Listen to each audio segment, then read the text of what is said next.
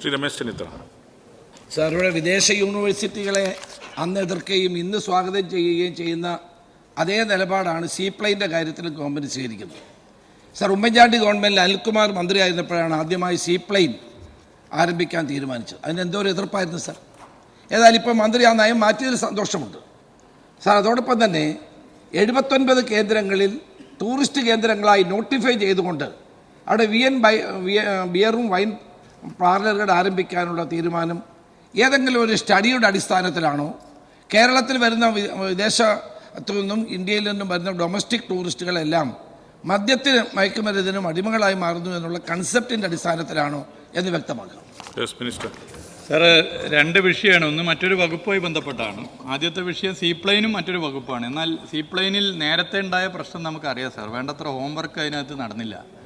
ആ ഹോംവർക്ക് നടന്നില്ല എന്ന് മാത്രമല്ല, നമ്മൾ പല കാര്യത്തിലും ഹോംവർക്ക് ഇല്ലാതെ പോകുന്നതാണല്ലോ പ്രശ്നം. അതെ, അദ്ദേഹം പറയട്ടെ, നിങ്ങൾ എടുത്തിട്ടുണ്ടല്ലേ അദ്ദേഹം പറയുന്നത്, പറയാം സാർ. യാഥാർത്ഥ്യം പറയുമ്പോൾ നെറ്റി വിളിച്ചിട്ട് കാര്യമില്ല, പറയേണ്ടത് ഞങ്ങൾ പറയുക ചെയ്യും സാർ. അതിന് മറ്റു കാര്യം പറഞ്ഞിട്ട് കാര്യമില്ല.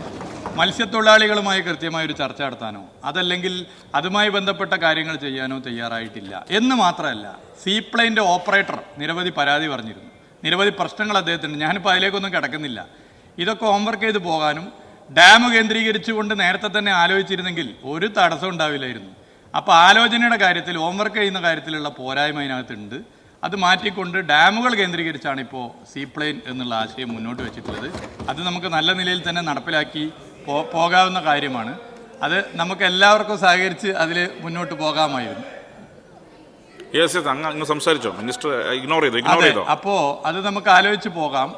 ആ നിലയിൽ മുന്നോട്ട് പോകാവുന്ന, സീപ്ലെയിൻ കടലിൽ മാത്രമേ ഇറക്കാവുന്ന എവിടെയും നിയമത്തിൽ എഴുതി വെച്ചിട്ടൊന്നുമില്ലല്ലോ. അത് നമ്മൾ പറഞ്ഞു പോകണ്ടല്ലോ. എന്തിനാണ് നമുക്ക് സീപ്ലെയിൻ ഡാമിൽ ഇറങ്ങി അതിലൂടെ സഞ്ചാരികൾ, യാത്രക്കാർ സഞ്ചരിക്കുന്ന നാടിന് ഗുണമാണോ ദോഷമാണോ? നാടിന് ഗുണമാണ്.